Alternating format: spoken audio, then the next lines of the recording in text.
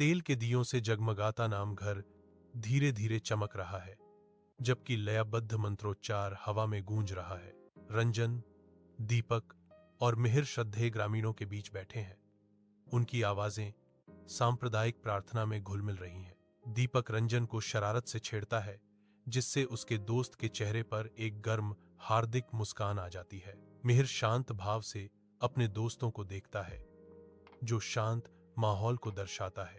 यह दृश्य गांव की आध्यात्मिक शांति के बीच उनके गहरे बंधन को दर्शाता है। तेज बारिश ने गांव के चौक को कीचड़ के खतरनाक विस्तार में बदल दिया है। नदी, एक भयंकर भूरा जल प्रवाह, अपने किनारों से ऊपर बह रही है, जिससे भूमि को निगलने का खतरा है। गांव के बुजुर्ग इकट्ठा होते हैं। उनके चेहरों पर गहरी चिंता छाई हुई है। उनकी आंखें बढ़ते पानी पर टिकी हैं। नामघर के अंदर रंजन की आवाज गंभीर और जरूरी नदी के किनारे रेत की बोरियां रखने का प्रस्ताव करती है। दीपक तुरंत युवा लोगों को इकट्ठा करने के लिए तेजी से निकल पड़ता है, जो तत्काल कार्रवाई का एक प्रतीक है।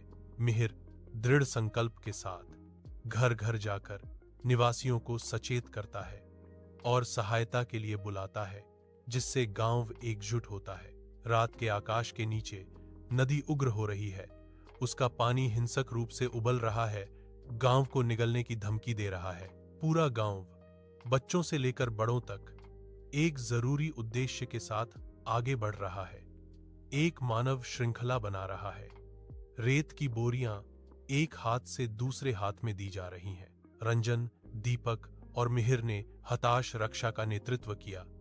उनके चेहरे थकावट से भरे थे, लेकिन दृढ़ संकल्प से जल रहे थे। एक एक इंच करके एक अस्थायी बांध उठ रहा है, जो अथक नदी के खिलाफ उनकी सामूहिक इच्छा शक्ति का प्रमाण है।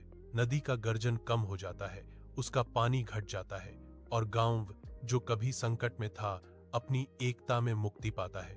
उन्हें राहत मिलती है। आंसू और मुस्कान आपस में मिल जाते हैं। जैसे ही वे गले मिलते हैं, खुशी का एक विजयी कोरस रात में गूंजता है।